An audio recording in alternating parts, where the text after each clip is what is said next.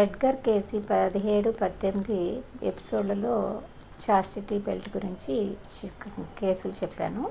ఇప్పుడు చాస్టిటీ బెల్టే ఇది ఇంకొక రకం కేసు అనమాట. ఇందులో గత జన్మలో భార్య చేత చాస్టిటీ బెల్ట్ ధరింపజేశాడు. దాని ఫలితం ఏంటంటే ఆమెకి ద్వేషం కలిగింది. ఆ ద్వేష భావన ఈ జన్మలో కూడా వాళ్ళు భార్యాభర్తలు అయ్యారు. అయితే ఆమెకి భర్త అంటుకుంటే దాంపత్య జీవితం అంటేనే భయపడిపోతుంది. ఈమె అందగత్తే, అన్నీ ఉన్నాయి, కానీ భర్తని దగ్గరికి రానివ్వదు, భయపడుతూ ఉంటుంది. పెళ్ళి 8 ఏళ్ళైనా కూడా ఇదే సమస్య.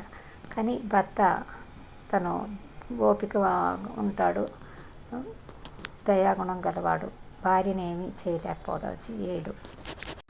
గత జన్మలో భార్యని బెల్ట్తో నిర్బంధించినందువలన దాని ఫలితం అతను ఓపిక సహనంతో ఉండాల్సి వస్తుంది. ఆమె భయంతో ఉంటుంది. ఇది ఆత్మోన్నతికి కారణమవుతుంది, కర్మ ఫలితాన్ని అనుభవిస్తుంది. అందుకే ఏదైనా నష్టం జరిగిన ఏం చేసినా మనం ప్రతీకారం తీర్చుకోకుండా మన కర్మ ఇలాగ అయ్యింది అనుకుంటే సరిపోతుంది అనేది ఇక్కడ తెలుస్తుంది అన్నమాట. ఇలాగే అక్రమ సంబంధం గురించి ఇంకొక 2-3 కేసులు ఉన్నాయి.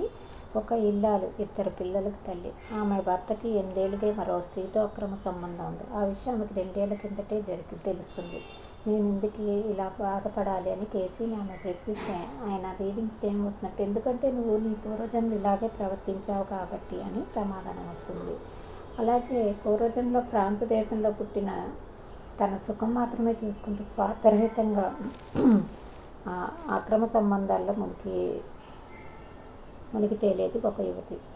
ఆమెకి ఆ జన్మలోని ప్రధాన ప్రియుడు ఈ జన్మలో భర్త. అతనితో ఆమె నేడు ఇలాంటి సందర్భాన్ని ఎదుర్కొంటుంది.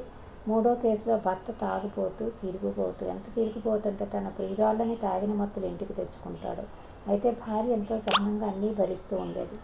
ఆమెకి అతని వలన తరచూ గుప్త రోగాలు వస్తూ ఉండేవి. కేసీ రీడింగ్స్ ప్రకారం ఆమె గత జన్మలోని తన గర్భాంధాలని ఈ విధంగా వదిలించుకుంటుంది. గత జన్మలో ఆమె పెళ్లి కాని తల్లికి జపనీస్ కూతురుగా పుట్టింది. అయితే ఫ్రెంచ్ నావికులకు పుట్టడంతో ఆమె జపాన్లో చిన్న చూపు చూడబడడంతో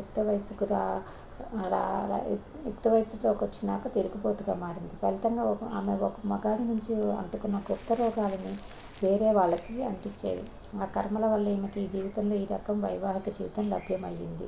దీన్ని బట్టి ఏ జన్మలో తిరుగుబోతుగా ఉంటూ తన జీవిత భాగస్వామిని బాధ పెట్టిన వారు మరో జన్మలో తప్పకుండా అదే విధంగా కర్మబంధం ప్రకారం తిరిగి బాధని అనుభవించి తీరాలని తేలుతుంది.